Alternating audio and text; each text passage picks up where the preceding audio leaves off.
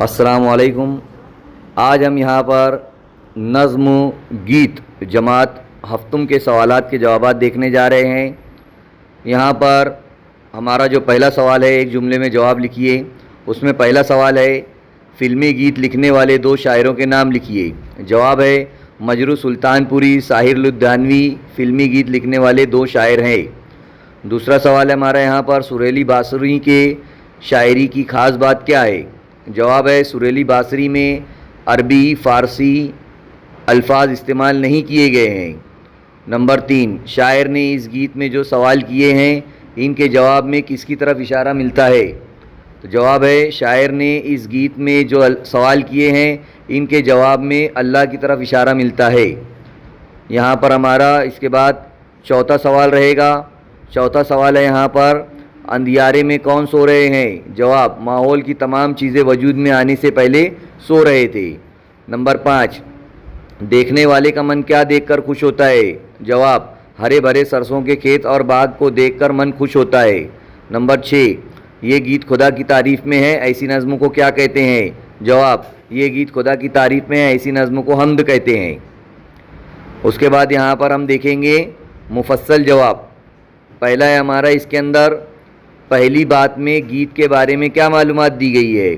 جواب ہے یہاں پر، گیت شاعری کی ایک ایسی قسم ہے جسے گایا جاتا ہے۔ اردو شاعری میں زیادہ تر فارسی شاعری کے اثرات پائے جاتے ہیں، مگر گیت خالص ہندوستانی مزاج کی شاعری ہے۔ گیت کو موسیقی کی دھن پر بھی گایا جاتا ہے۔ اس کے بعد یہاں پر ہمارے سامنے لغت کا استعمال، یہ سوال ہے، اس نظم میں آئے ہوئے ہندی لفظوں کو تلاش کر کے ان کے معنی لکھیے۔ جواب میں ہندی الفاظ بھی دیے گئے اور ان کے معنی و مطلب بھی دیے گئے ہیں۔ پہلا لفظ ہے کومل، کومل کا مطلب ہوتا ہے نرم و نازک۔ دوسرا ہے مایا، وہم، دھوکہ اور دولت۔ نمبر 3 ہے یہاں پر نیند پری کے ماتے، گہری نیند سونے والے۔ من کا مطلب ہوتا ہے دل۔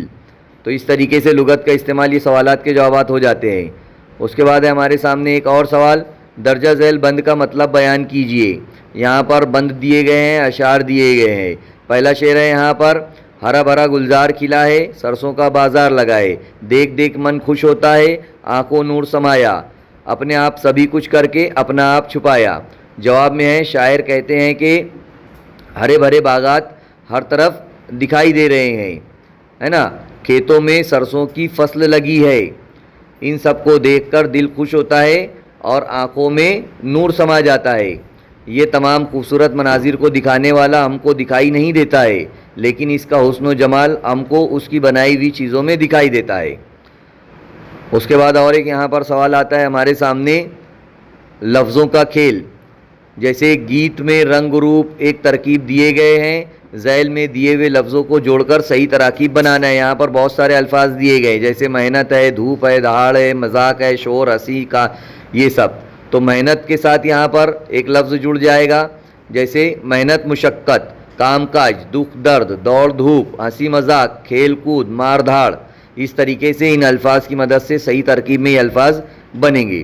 تو اس طریقے سے ہمارے یہاں پر سوالات کے جوابات مکمل ہوتے ہیں۔ اللہ حافظ۔